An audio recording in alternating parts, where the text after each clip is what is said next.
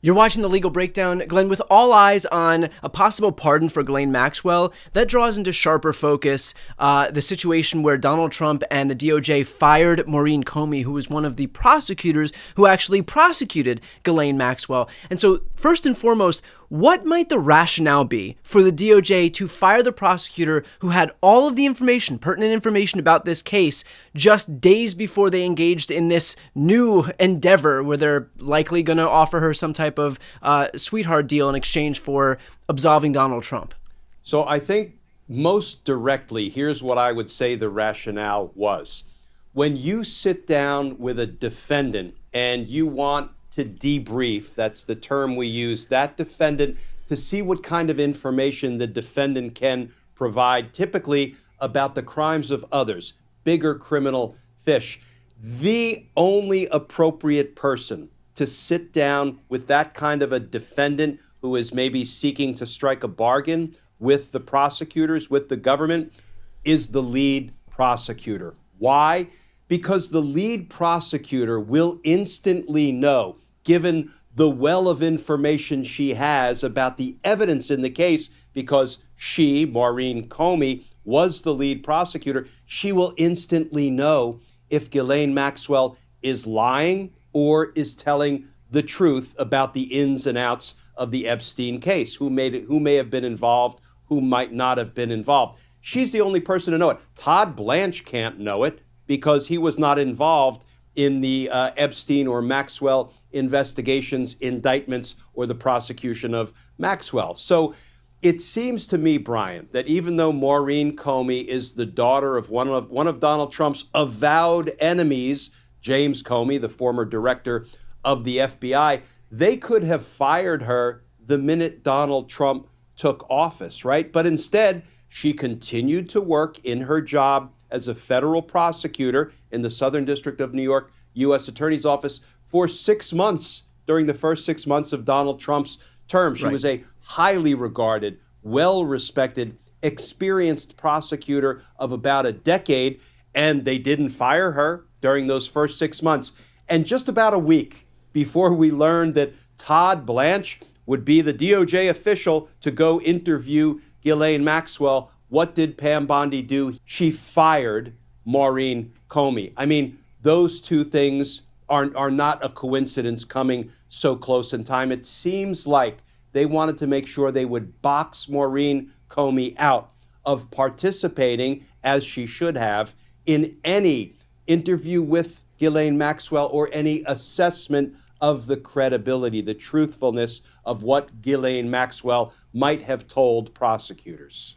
So basically, your contention is that knowing the DOJ saw this coming, where they would have to meet with Ghislaine Maxwell because the pressure was on, the heat was building on Donald Trump, she's the only person who is still alive who will be able to expose or reveal any incriminating information about Donald Trump. So they recognize that they would be eventually needing to go speak to Ghislaine Maxwell. The only person who would stand in their way and undermine their ability to be able to manipulate the situation, pervert the situation to their benefit, would be the lead prosecutor on this case, who was still at the DOJ until suddenly she wasn't. Yeah, and Maureen Comey, by all accounts, is an honest broker of the rule of law and the Constitution. So she wouldn't have played into these games like Trump wanted her to. Exactly. And then the next interesting question will become, if Todd Blanche stands up and tries to convince the American public that Ghislaine Maxwell told me that Donald Trump is pure as the driven snow, he never did anything wrong with Jeffrey Epstein or anybody else, but you know who did? A whole bunch of Democrats. If Todd Blanche tries to peddle that kind of bullshit to the American people, Maureen Comey will know whether those claims are truthful or false. And then the question becomes, what does she do with that knowledge? Stop right there. This is the smoking gun. Glenn just explained why Maureen Comey being fired is not a coincidence. It's a calculated conspiracy. When a defendant like Ghislaine Maxwell sits down to potentially cut a deal, the only person qualified to assess whether she's lying is the lead prosecutor. Why? Because that prosecutor knows every piece of evidence, every document, every witness statement, every contradiction. Maureen Comey prosecuted Ghislaine Maxwell. She knows the Epstein case inside and out. She would instantly recognize if Maxwell claimed, for example, that Trump never visited Epstein's island when flight logs say otherwise. She'd know if Maxwell was inventing exculpatory stories about Trump. Todd Blanche cannot know that.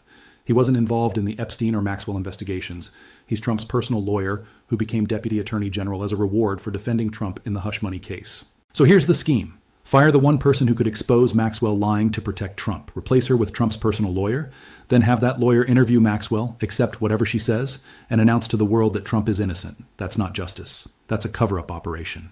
Exactly, and that's what I was getting to. Is she bound by the same secrecy rules that she would have been bound by when she was still a prosecutor, even after her tenure at the DOJ is up? Yeah, good question. I've got to pull apart two things.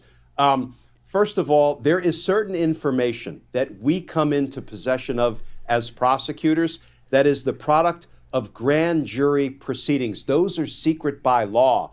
We must maintain confidentiality of everything that occurs before the grand jury by law, not just by regulation, rules, and procedures. By law, we must maintain the confidence of it. And that responsibility never leaves us. Even if we leave the Department of Justice, we retire, we still may not disclose matters that occurred before the grand jury. That's the magic language. However, everything else that she may know about in connection with the Epstein and Maxwell investigations and the Maxwell prosecutions that did not occur before the grand jury, there is tons of evidence that was taken by the FBI when they conducted search warrants on Epstein's island, on Epstein's mansion in New York. There are very likely videotapes. There are DVDs that have been referred to in some of the reporting. There is probably literally storage rooms full of Epstein files that are not covered by grand jury secrecy rules and laws. The timing is everything here. Listen to what Glenn just said. Maureen Comey was fired about 1 week before Todd Blanche interviewed Ghislaine Maxwell. Trump took office in January 2025. Maureen Comey continued working as a federal prosecutor at the Southern District of New York for 6 months. If Trump wanted to fire her just because she's James Comey's daughter, he could have done it on day one. But he didn't. She worked for half a year under the Trump administration with no issues. Then suddenly, in late July 2025, Pam Bondi fires her. And 1 week later, Todd Blanche, Trump's personal criminal defense attorney, sits down with Ghislaine Maxwell to discuss the Epstein files. That's not a coincidence. That's a timeline that proves intent. They waited until the last possible moment to fire her. They needed to make sure Maureen Comey couldn't be in that room when Maxwell was debriefed. They needed to remove the one person who could call out Maxwell's lies in real time. Glenn said it explicitly. Those two things are not a coincidence coming so close in time. This is witness tampering at the Department of Justice level. This is obstruction of justice by the Attorney General, and it's happening in plain sight. So, could Maureen Comey openly speak about all of that now that she's no longer a DOJ employee? The answer is yes. However, Brian, if she were still a DOJ employee, guess what? She wouldn't be permitted to speak to the press or speak publicly about any of that, even if it wasn't grand jury protected material. Because let me tell you, for decades, I was a federal prosecutor and I had to abide by the rule that we do not speak to the press. We do not speak publicly about any of our work, grand jury or otherwise, unless authorized by our U.S. Attorney and our public affairs officer. So in all my years as a prosecutor, you can go back and click on old news footage. The only time you'll see me talking to the press is when I'm standing on the courthouse steps and I've been authorized, instructed by the U.S. Attorney and the PAO to comment on, for example, a jury's verdict or to comment on a sentence that was imposed by a judge because, that is when the case was concluded. And that's when I was sort of required in my capacity as a prosecutor, as authorized by the U.S. Attorney, to make a public statement about anything. That's the only time I talk to the press. So in a way, I mean, if you're bound by DOJ regulations, internal guidance that says that you can't speak to the press, didn't they just kind of unleash Maureen Comey to be able to speak freely as long as it's not anything that's contained within grand jury testimony? Didn't they just unleash her by virtue of firing her to be able to speak freely about what else she knows? They did. They did. This is where Pam Bondi's corruption becomes Pam Bondi's fatal mistake. By firing Maureen Comey, they thought they were silencing her, but they did the exact opposite. They freed her. Here's what Glenn explained. As a DOJ employee, Maureen couldn't speak to the press about anything related to her cases. She was bound by internal regulations that prohibited public comment without authorization from the U.S. attorney.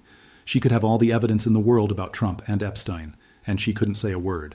But the moment Pam Bondi fired her, those restrictions disappeared. Now, as a private citizen, Maureen Comey can speak publicly about any Epstein evidence that's not protected by grand jury secrecy. And Glenn revealed there are storage rooms full of evidence, videotapes, DVDs, documents from FBI raids, that are not covered by grand jury rules. So if Todd Blanche goes on TV and claims Ghislaine Maxwell told him Trump is innocent, Maureen Comey can immediately call a press conference and say, "That's a lie. Here's what the evidence actually shows." She can write a book. She can testify before Congress. She can go on every cable news network. And Glenn predicts she will. He said, "I'll bet she stands up and very vocally does the right thing." Because federal prosecutors don't take that job to cower in fear. They take it to uphold the rule of law.